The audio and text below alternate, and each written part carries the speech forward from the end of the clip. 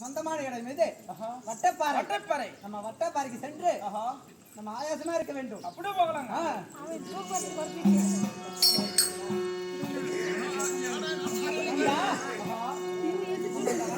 வரும்போது சரி நான் தங்கி இருக்கக்கூடிய இடத்துல என்னடா சத்தம் வருகிறது?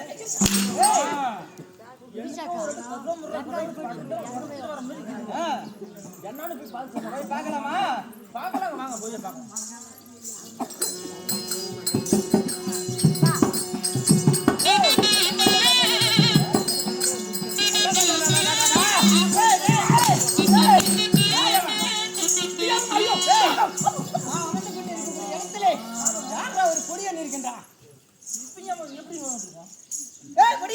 சுவாமி எந்த ஊரு எந்த தேசம்?